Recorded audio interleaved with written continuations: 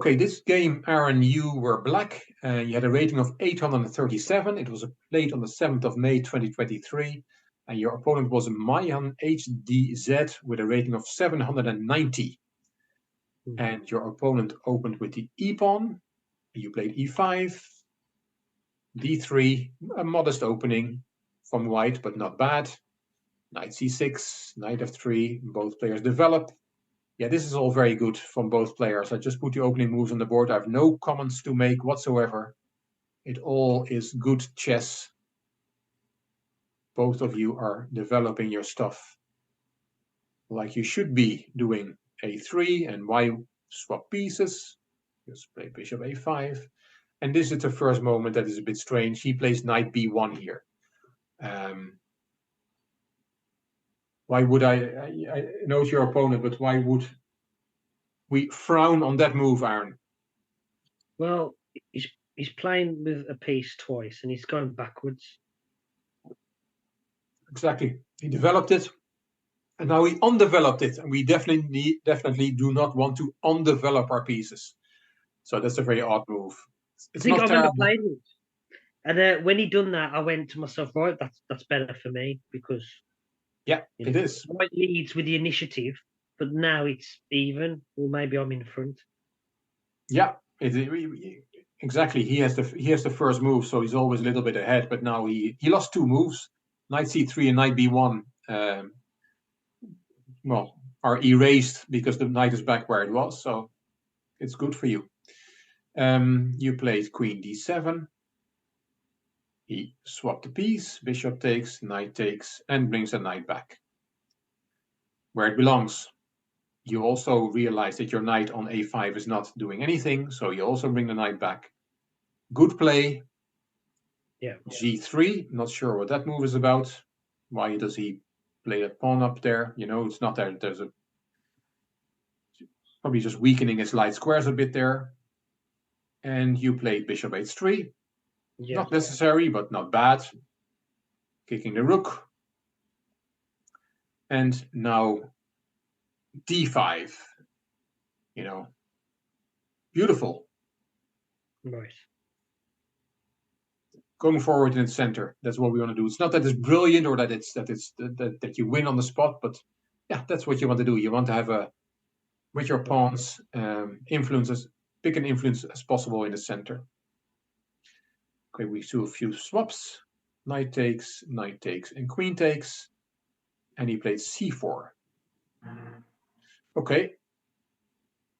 It's going forward, probably grabbing some space in the center. But after queen d6, this pawn is a little bit backward, isn't it? So that could be a little bit of a problem for white. Why is that, sorry? I'm saying that c4, I'm not crazy about the move c4 because it makes the pawn on d3 a bit of a backward pawn for him. I don't know, what does that mean, backward? It means exactly what it says. It is in a spot where it cannot be protected by pawns because those pawns are gone. So in the future, he might get some trouble defending that pawn. It's a little bit on its own there. It's backward. It is exactly what it says. Okay. So yeah, it's more of a positional concept. It's not a tactic, and sometimes it's fine. But in this position, the pawn on d3 is nicely protected by the c pawn. When the pawn is on c4, the d3 pawn is a little bit on its own, a little bit backward. And pawns don't move backwards, so he will never be able to play pawn c4 to c2 to get that d pawn some help. So yeah, that's probably never talked about it. Backward pawns. Yeah. Also, because it's on an open file, if there was a pawn, let's say your queen was a pawn, a black pawn, then it wouldn't be so easy to get at his backward pawn on d3. But it's an open file, so if you get a rook there and maybe not a rook there, and then you're putting a lot of pressure on that backward pawn. And the bishop might go there, everybody will be attacking that backward pawn, and as I said, it cannot be defended by a pawn anymore, so that might be a target for black to play for. No, Quite an advanced concept. Backward pawns. Yeah. Okay, knight g5, attacking your bishop. You saw that, and you play bishop f5. Looking at that backward pawn, good move. Yep. g4, ooh, g4, lots of weaknesses around his king. Thank you very much, bishop g6. And now, he really has weakened his position with the c4 and g4. Those pawns don't want to be there. They want to be a little bit more back because there's some holes appearing in white's position. Be careful with pawn moves. And black's position is a lot more compact. Black is better. And he keeps going forward. Well, if you if you go forward, you might as well keep going. And now he has the threat of trapping your bishop, right? What's a simple way to handle that threat? Pawn to h6. Exactly, pawn h6. You didn't play it, but that is not only creating a safe square for your bishop, it's also kicking his knight away. Go away with your knight. Go somewhere else. Go back to where you came from. Yeah. So that is the logical reaction. If somebody tries to trap your bishop, h6 is then it's the first move you have to look at. Let's put it that way. And if it doesn't work or you're not happy with it, then you can play something else. But h6 will be the first move to look at. You played knight d4 instead. Yeah, it's again that square is weakened because of white's pawn move to c4. Now that is a very nice juicy square for the knight. The only problem is that he has h5 trapping your bishop. So knight d4 is a positionally very sound move, but tactically there was something else to happening in the position. You can still play h6 here because you're counter-attacking his knight. If he takes your bishop, you take his knight. Yeah. But you thought my bishop is really trapped, so I have to give it up. And that's unfortunate. It's such a lovely position, and it was a little tactic. But that's chess, you can play you can play 40 moves of beautiful positional chess, and on move 41, there is a knight fork, and you lose something. It's from that point of view, chess can be very cruel. You can play a beautiful game, and if you miss one tactic, that's it. That's it. But in this case, it's not it because you lost a piece, but you're in typical Aran style. Fight on. Yeah. You first played h6, kicking that knight away. Go away. Did it? Yeah. Again, did it a little bit later than I should have. Yeah, exactly. Because you could have this position with a bishop. Your bishop's still alive. Yeah. Knight f5. Knight h2. Don't know where the knight is going, but that's a weird one, isn't it? Putting the knight on such a square. Anyway, queen c6. You're starting to move some pieces towards his king. You had spotted that his king is vulnerable. Yeah. That's a drawback for white. He used his pawns to trap your bishop, but the drawback is that was the protection for his king, those pawns. Bishop g4, knight h4, with a nice juicy mate in one threat. Yeah. Knight f3, that's a good move. Deals with a mate in one threat and also attacks your knight, which is an attacker. If you're being attacked, it's good to swap off attackers because then you give your king some relief. You played queen f6, attack, defending your knight and bringing the queen into the attack that way. Again, I like it a lot. You're piece down, so you have to look for counter chances. If you just play normal chess, you will lose because you're piece down. So you're trying to set in problems, and we just talked about that. Yeah. Having said that, he could just have taken on e5, and then has a really nice position. Then the queen cannot do it by herself, and you don't have enough attackers there yet. So this would have been good for white. Instead, he played f3. Don't know why, because his bishop was not, his bishop is defended by the queen. It's not that you were threatening to take the bishop. Maybe he missed that and played f3. It's another weakening move around his king. Yeah. And here you have, you could have, well, okay, let's look at the one move later. You gave a check first, king f1, and now you have a beautiful move that wins a piece back. See, the tactic is a bit easier. How do you win that bishop on g4?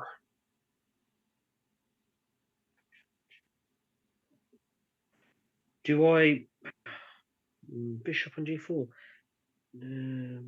It is protected by the pawn and also by the queen. So how can you win that bishop? Well, you can. How do I remove those defenders? Does it do with pawn on e5? No, because it can just take with d3. I want to get this. 1 sec, sorry. So I want to win a piece, but I need to remove those defenders. Well, So the tactic is not remove the defender. Right. Do I play?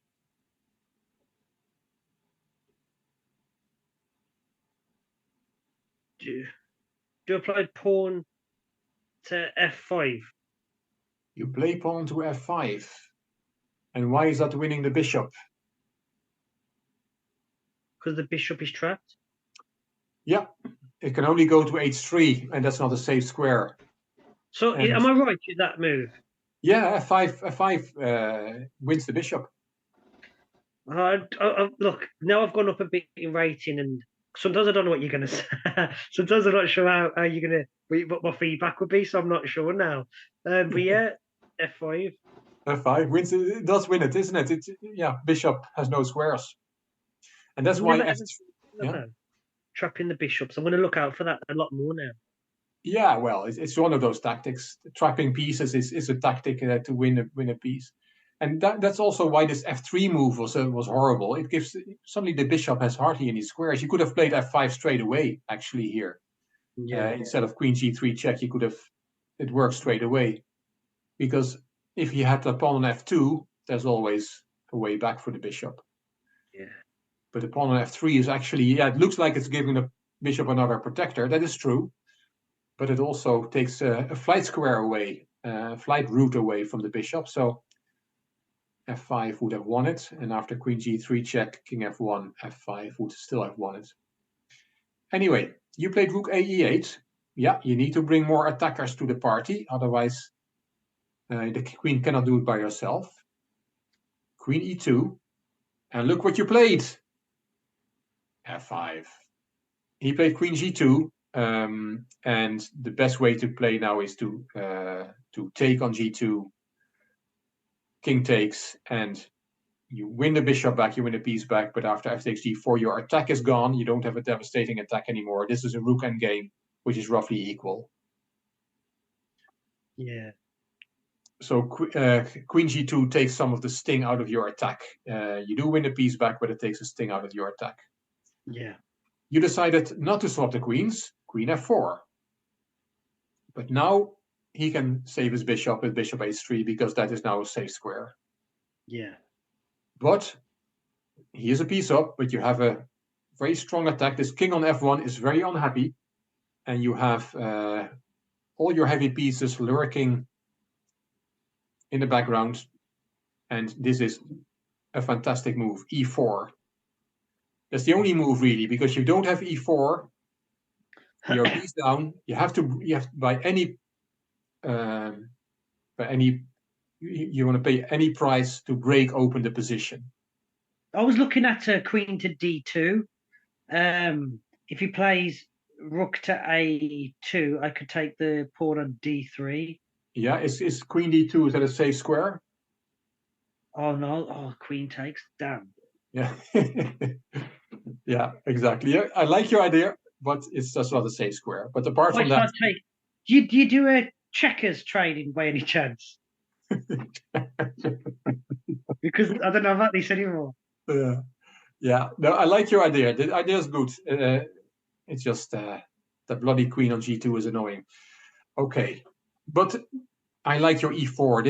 It's the best move in the position, and even if it was not the best move in the position, it would still be the best move, because you have to break open the position for your rooks so that you can attack his king. That's because you're a piece down. That's the only play you have left. So e4 is a super move. take, and see, you set him problems, and he blunders. Why is this a big blunder? You saw it. Do you remember? Oh yeah. Yes. Finally, let's sprinkle a bit of coffee, over the game. So there's a pin, my friend. Exactly. There's a pin, my friend, and we pick up a rook. We didn't win the piece back, but we won his rook, and now we're totally winning. Yes. Because not only that we have picked up a rook, our attack keeps raging on, and that king is, just look at the difference in the king's positions. Yeah. And especially with queens and rooks on the board, that is important. His rook on A1 might as well not be in the game. Well, there you go. Exactly. That's another factor. He's playing without that rook, and his king is being attacked. Happy, Rick, that I've done a pin in this game, because we've talked about pins and anxiety, and sometimes you don't see everything clear. I'm glad that I saw this pretty straight on. Yeah, you did. Very good. He played queen g6.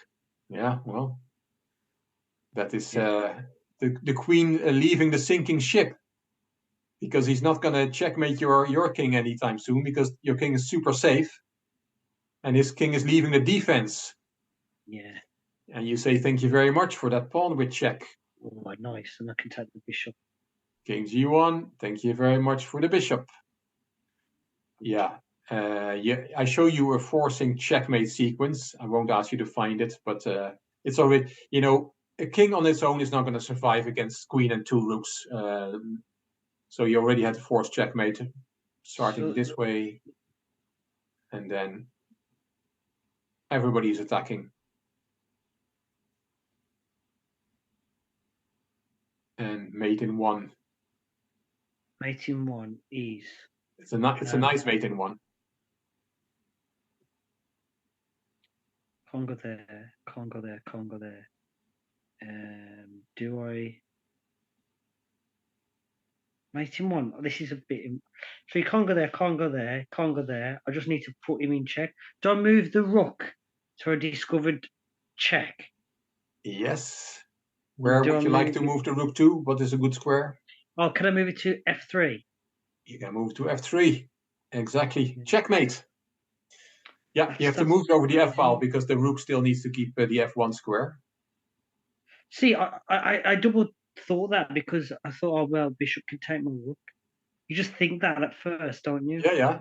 Oh, yeah, but if you're worried about that, you can also play rook f6 or something. It's still checkmate, Yeah, he's in check, and there's no square. Okay, so I just, as a general point, if you have a position where his king is so exposed and you have three big pieces attacking, then you have to look for checkmates, because usually kings are not going to survive that. Having said that, picking up a bishop is not bad either. Thank you very much. Although, oops. Oh. Yeah. So, and that you're still totally winning, because what I just said about his king being so vulnerable against your attackers, it's still very bad for him. Queen g3 check. He interposed the queen, and you very rightly said, I'm not going to give you relief for your king by swapping the queens. I'm going to keep attacking. Good man. King h1. And here, this is, now you were worried about queen takes b7. You thought, oops, I see a pawn that's attacked, and you played b6. And in this case, you should have kept the attack going. And I'll show you one example. A rook lift with the threat of taking there. And then he would have to give up his queen. And there's really nothing he can do. He can, for example, try and protect that pawn. Rook g5, attacking the queen. Queen h4. Just an example. Queen f3 check. King h2 and mate in one again. G2. Queen. Queen g2. So just an example that after king h1, if you play rook f5, he's in all sorts of trouble. As you rightly pointed out, that rook is still at home doing nothing to help. It cannot come to the party now. He cannot play rook g1, for example. Then it looks good because suddenly he's threatening checkmate himself. What would you do here? Rook to g5. Yeah, looks good. Even better. Checks, captures, attacks, checks. I have rook to h5. Yeah. Checkmate. Well, almost. The only thing you can do is interpose his queen, and then you take the queen, and then your queen for a rook up. Yeah. So after rook f5, he cannot bring the rook to the party, which means that you're attacking him with your queen and your rook, and it's devastating. And we just saw one example. There's so many lines. It's scary. Yeah, chess is a difficult game. So I'm not blaming you for playing b6. I'm just pointing out to you that, and that's also, yeah, if you get a position where like this, where you're attacking with lots of pieces, yeah, then continue the attack. Yeah. But at the same time, yeah, there might be a way out, and then you might regret giving up a pawn on b7. And again, it's just all about concrete calculation. You calculate as good as you can. And if you, for example, look at rook f5 here, you see, well, I don't really think that will work. Well, then b6 is okay. Then I would criticize that move. Okay, let's see what happened. He gave a check.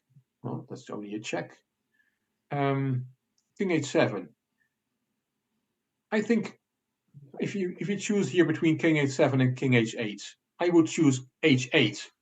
And why would I choose h8 and not h7 if I had a choice? There's something to do with the what comes to mind is you're hiding behind the g7 pawn, so you have a bit of protection. But now I'm talking about more advanced things. I don't know if it has anything to do with the light and dark squares. Yeah, I see what you mean. In this case, not with the light and dark squares. That if there were bishops on the board, that would definitely be an argument. The queen, of course, can cover both complexions of squares. But yeah, I like king h8. Just it's a bit safer there. There's no more checks. If it's on h7, there's always there might be checks on the diagonal, which might be annoying. On h8, there's just no checks for white, and I always like it when he has no checks. So I would automatically play king h8, even though king h7 is nothing. It's not a bad move, but king h8 just looks a bit safer. Okay, king h7, queen g2. He has to keep the queen close to the king. Queen e5.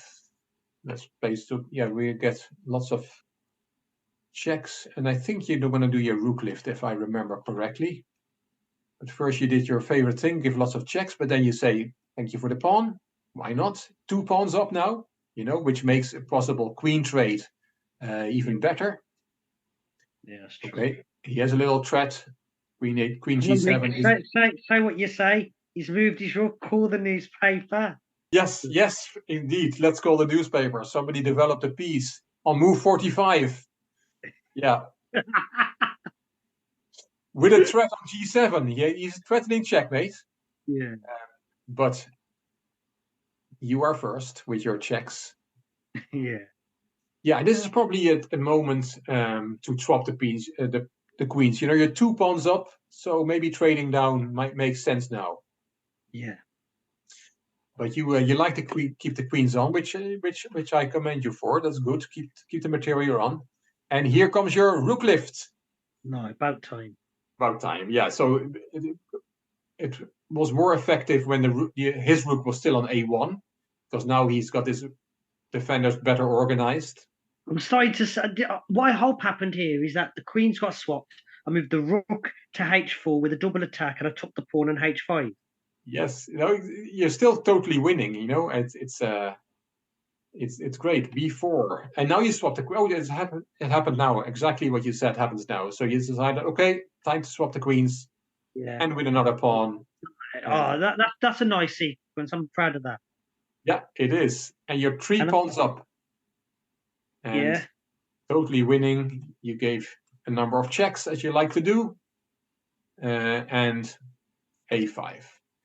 Okay, give you a little thingy here. when pushing pawns, it's generally a good idea to push the potential passed pawn first. This is your potential passed pawn because there's no white pawn in the c file. So the logical move to start with is c5. You didn't spoil anything with a5, but that is, if you want to know about which pawns to push the potential passed pawn up first. Make sense? Yeah. As a general rule. A5 is not a bad move at all, but it's not a potential passed pawn. Okay, let's see how this developed, this rook endgame. Take, rook g6, a4, h5. Now just stop me if you want. And now I really like this. When material ahead, trade down. And what does Aran do? Rook g4 check. Beautiful. Beautiful. It cost you a pawn, but that doesn't matter because you're 3 pawns up. It's just the simplest way to win this game. Get the rooks off the board. He has to. There's no. He has to swap, and he wins a pawn. But you know, you have 2 extra buttons, as we say. And now you push the potential passed pawn, as I just taught you. So totally winning. You can win this game against Magnus Carlsen with your eyes closed. Yeah, well, I don't know now. Well, okay, maybe not with your eyes closed, but yeah. So here you push the pawn, and now that pawn can be stopped by the king. What I would say is get the king centralized first, and then push those pawns. Right. Maybe. I mean, it's hard to criticize you because everything you do is still winning. But you went a little bit maybe too enthusiastic running with that pawn. Because after g4, after g4 he could still have stopped that g pawn, and you still need some technique. So you were running a little bit too enthusiastically. But the problem is that he went the wrong way. You know, he played king c4, and after g3 the pawn is unstoppable. If he had played king d3, then you really need your king involved to help to shepherd the g pawn, because you cannot now just keep running, because then he picks it up, and suddenly it might be difficult to win. So what I'm saying is, I guess, totally winning, and the way you played it also was totally winning, but get the king involved as well. In the endgame, the king, so you have all the time in the world, he has no counterplay, so maybe centralize the king first and then start pushing your pawns, and then it's a lot easier. Yeah. As a general comment. Make sense? Yeah. Okay, let's see what happened in the game. So in the game, as I said, he really gave up on the c pawn a little bit too easy, and he could have stopped your g pawn, but he panicked and went the wrong way, and now the g pawn is touching down. And yay! I don't think we've had a game where I've promoted to a queen yet. Well, what we've showed, so it's nice, bit of variety. Okay, that's good. That's good. In this check, he went backwards, and yeah, lots of checks, but you were able to stop the pawn. That's very good. A good way to stop the pawn is just stand with your queen on the promotion square. Then you know for sure that the pawn will never get there because the queen is there. And then you bring your king closer. So you did this really nicely, and slowly but surely you get this king out of there. And there we go. Here we go. Do you want to show our viewers the remaining moves, Aran? Yeah. If you know what's going to happen, yeah? Yeah. Live by the sword. I died by the sword. So here, so fight. I didn't think, because I've never really done it. I was a bit like a headless chicken. I was trying, and I knew any move now is going to be stalemate, and I just didn't have the brain power to work it out. I just didn't have the patience, and I just thought, let's just try and see. Yeah, and that is a little weakness in your game, or in the way you approach the game.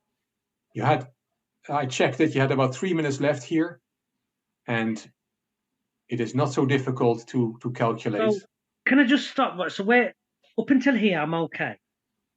Yes. Right, so it's his move now. So which move did he make? Well, he only has one move. A2. King A2. And then what I should have done now is queen to C2.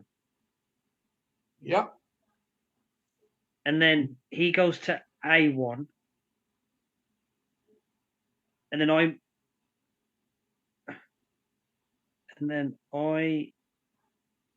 do I go back down to C3 again?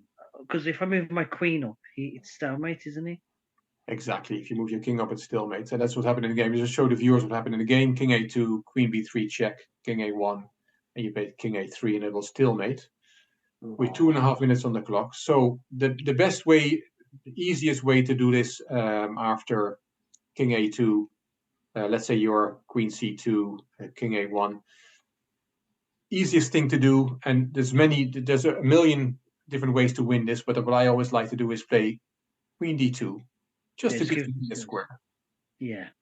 And then he can let him go, make sure he still has those 2 squares. And he can, even if my king is on H8 and I get this position, then he can always go between A1 and B1, and I slowly but surely bring my king up. I have all the time in the world. Just make sure the king is trapped, but does not stalemated. So here he has to play king B1. Then you bring your king up. It's never stalemate because you have always given the king a square. And now there is several checkmate moves. 1, 2, 3, 4, 5 different checkmate moves. Let me go for them. So number 1, I'd play queen to A2. That's 1. B2, I would play D1,